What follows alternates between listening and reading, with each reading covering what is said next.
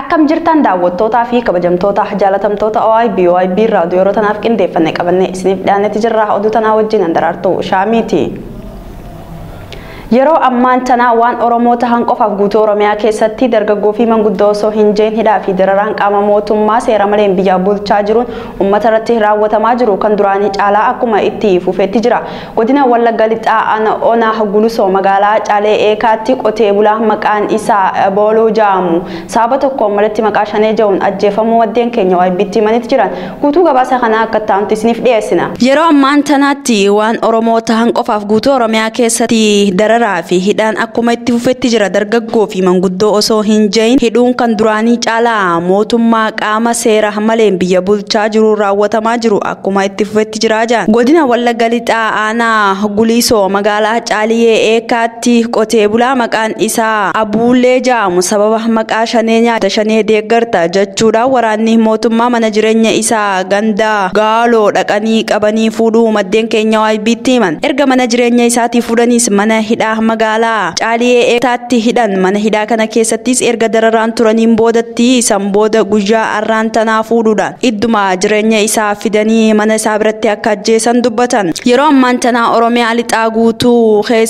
keessattuu Wallagga Lixaa keessatti waraanni mootummaa uummata hedduu akka dararaa jiruu fi sababa tokkoon maleetti dargaggoota hedduu akka ajjeesaa jiru dubbatan. Walumaa galatti ajjeechaa fi dararaa itti fufee jira. Kanaas sagaleen teenya akka hin dhagaamnetti fi niitoorkiis addatti nurraa kutuudhaan rakkina hamaaf akka saaxilamaa jiran dubbatan.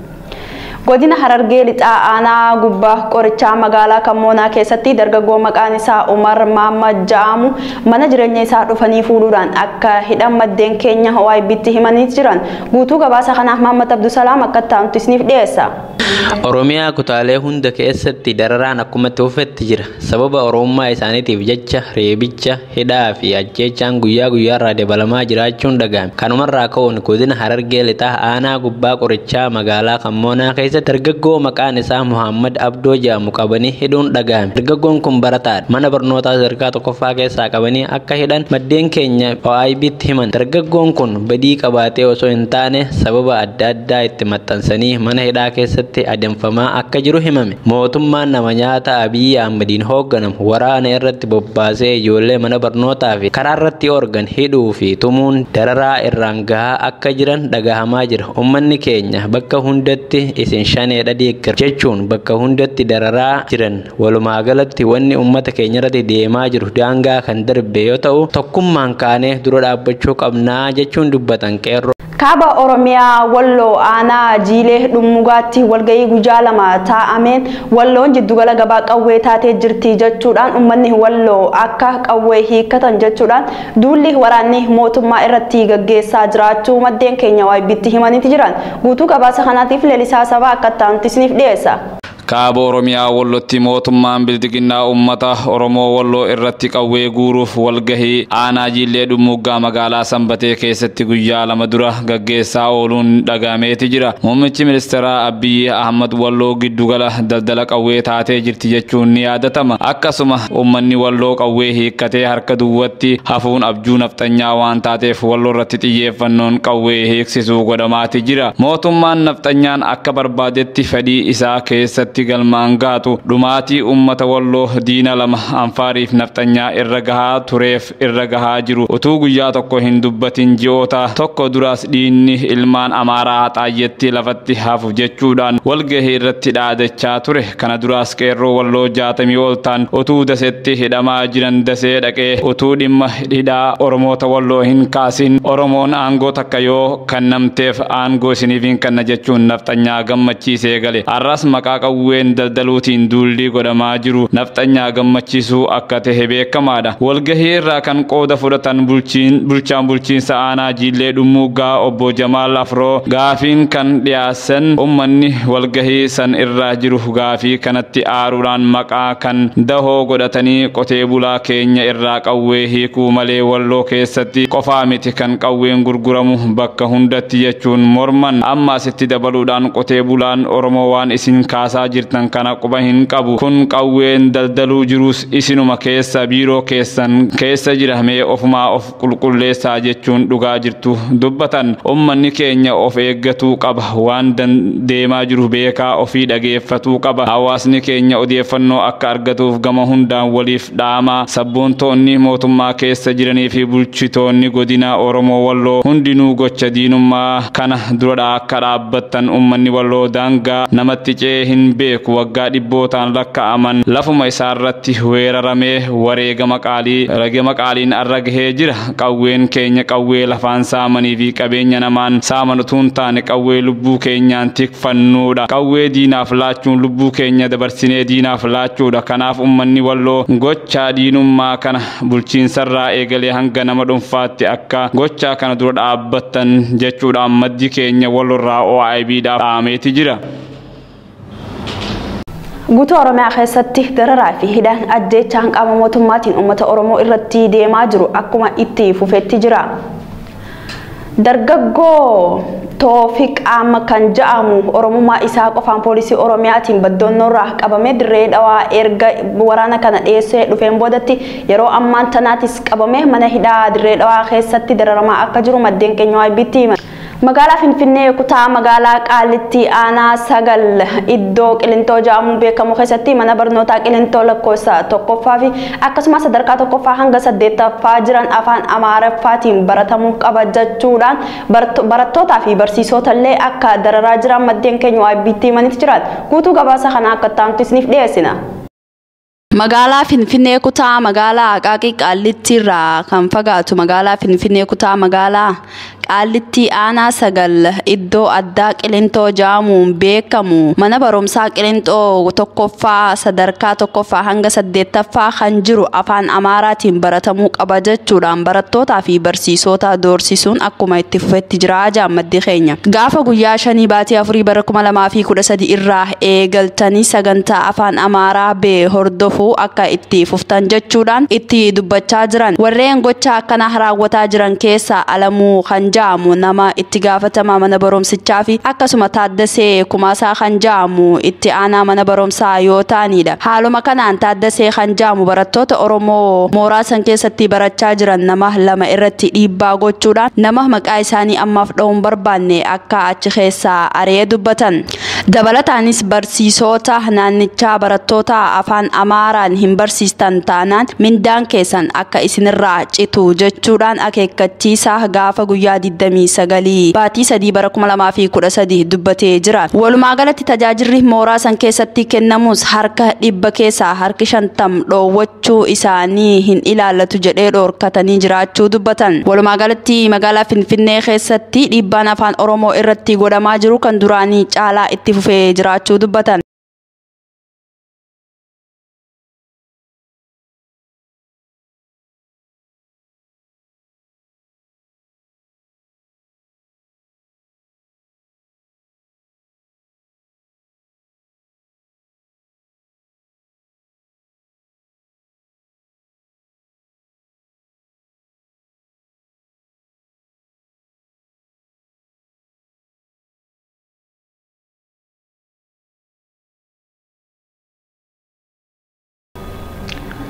Barataa kutaa 12ffaatii fi walaleessaa Biqilaa Ibraahim godina Harargee lixaa aanaa 5 dhuugootii waraana mootummaatiin qabame qarshallee cirootitti hidhamee jiraachuu maddeen keenya OIB'tti himanitti jiran.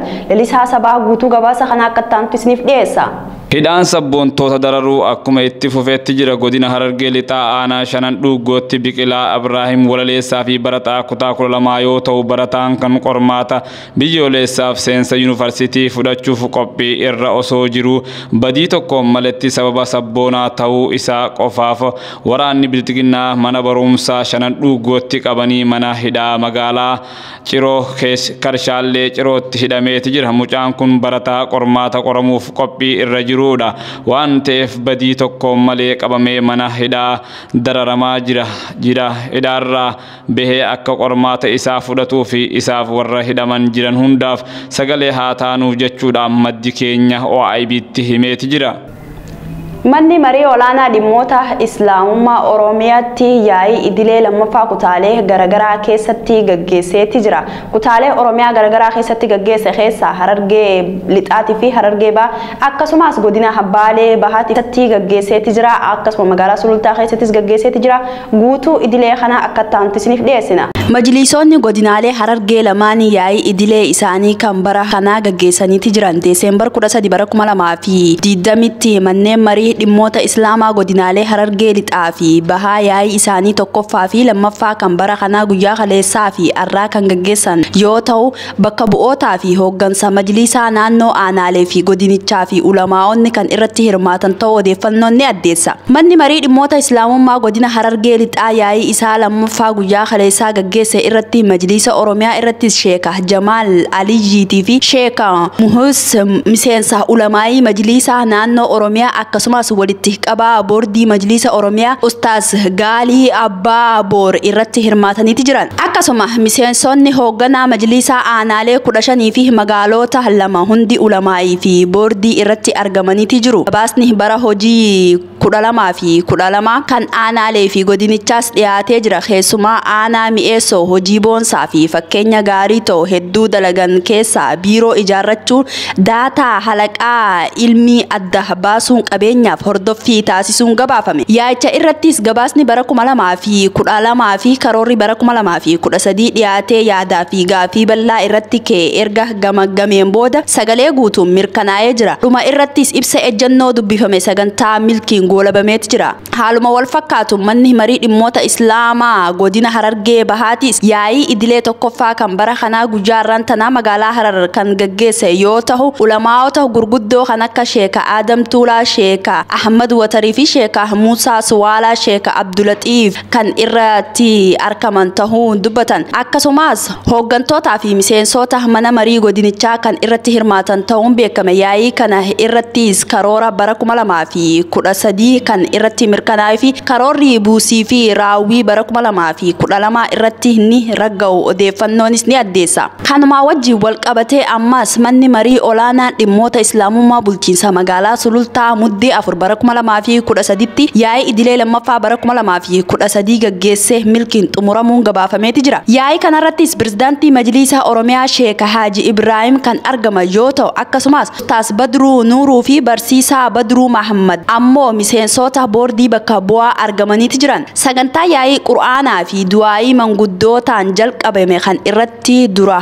bu'aa ulamaa'ii bulchiinsa magaalaa Sulultaa Sheeka Hassan Mahammad Hassan bananis godhuu odeeffannoon ni addeessa. Itti aanaan kantiibaa bulchiinsa magaalaa Sulultaa obbo Ibraahim Gaaddisaa yaa'ii kanarrattis argamuun kaartaa masjiidota 10 fi kan lafa awwaalchaa 2 harka Sheeka Haaji Ibraahim irratti majlisa magaalaa Sulultaatiif kennuun gabaasni ni addeessa. Sheeka Haaji Ibraahim wayita kana haasaa godhanii yoo wal hubannoo fi ciminaan daleeyne waan kana olii galmeessisuu akka danda'amus ibsan. Majlisa Sulultaa hojii fakkeenyummaa qabu dalaguu isaatiif galateeffataniiti jiran. Yaa'icha irrattis gabaasni bara 2012 fi karoorri bara 2013 dhiyaatee yaadaa fi gaafii bal'aa irratti ka'een erga gamagameen booda sagalee guutuun mirkaneessuu ibsameeti jira. Dabalataanis bulchiinsi masjiidota abbootii qabeenyaa fi dhaabbilee adda addaa hojii gaarii dalaganiif majlisa magaalaa Sulultaa waraqaa ragaa kenneefiiti jira.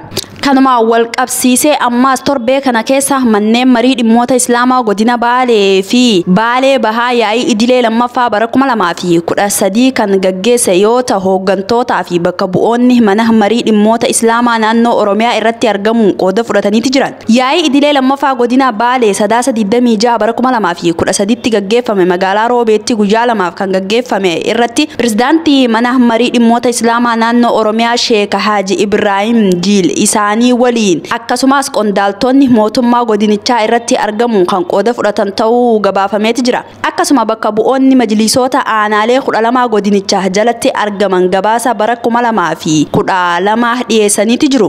Qabiyyeen gabaasa majlisoota aanaalee 12 kun dhiyeessan filannoo hooggantoota majlisaa wal harkaa fuudhuun majlisaa chaabbaa gochuudhaa fi daataa majlisoota madrasaa markaza haala lafa qabrii fi masjiidota kaartaa hin qabneef kaartaa gaafachuu, waajjiraalee lafaa gaafachuu, lafa qabrii gaafachuu, gargaarsa uummataa sassaabuu fi akkasuma raabsuu akkasumas COVID-19 irratti hubannoo kennuu fi dhimmoota wal qabatan irratti kan xiyyeeffatu ta'uu odeeffannoon ni addeessa. Haaluma wal fakkaatu manni marii dhimmoota Islaamaa godina Baalee Bahaati sadaasa 27 bara 2013 yaa'ii idilee lammaffaa bara 2013 gaggeesse magaalaa Gindhiiritti kan gaggeesse yoo ta'u hooggantoota majlisaa naannoo irraa barreessaa mana marii ulamaa'ii naannichaa kan tahan Sheekh Misbaa Aliyyi dabalatee hooggantoota majlisaa godinichaa akkasumas hooggantoota majlisaa aanaalee godinichaa kan irratti hirmaatan ta'uun beekame. Yaa'icha irrattis gabaasni bara 2012 fi karoorri bara 2013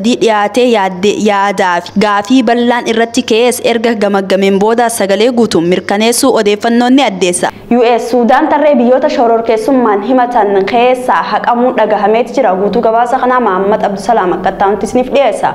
USA Suudaaniin tarree biyyoota shororkeessummaa deeggaran irraa haqxe. Imbaasii USA Khartoum jiru Suudaan tarree biyyoota shororkeessummaa deeggaran irraa ifatti haquu ishee beeksise. Waajirri haajaa alaa Suudaan tarree biyyoota shororkeessummaa jajjabeessan jala har'a muddee 14 irraa eegalee akka haqamtu xalayaa beeksisuu mallatteesseera. Labsiin kun labsii mootummaa federaalaa ta'ee ni baha jechuun imbaasichi fuula Facebook isaa gubbatti ibsee jira. Pirezidaantiin Doonaald Tiraamp onkololeessa dabre Suudaan balaa shororkeessummaa Alqaa'idaan imbaasiiwwan Ameerikaa, Keeniyaa fi Taanzaaniyaatti qaqqabsiise. Maatii miidhamtootaaf beenyaa doolaara miliyoona 335 yoo kafalte tarree biyyoota shororkeessummaa hirphan keessaa ni baatii jechuun turan. Ministeerri muummee Suudaan Abdallaa Hamdoo gaafii Tiraampii kanaaf maallaqichi kafalameera jechuun deebii kennanii turan. Biyyattiin tarree biyyoota shororkeessummaa hirphanii USA keessatti kan hamatamte bara 1993 yoo taatu hoogganaan Alqaa'idaa Osaamaa Bin Laadiin keessummaa kabajaa biyyattii ta'uun jiraachaa ture. Tarree san keessaa biyyoota akka Iraan, Kooriyaa Kaabaa fi Siiriyaatu argama. Tola daawwattootaa fi kabajamtoota keenyaa oduu narraaf qabannee isiniif dhiyaanne asumarratti hangoo labumtaa hangoo dubaraatti walitti deebintu nagaan nuuf tura.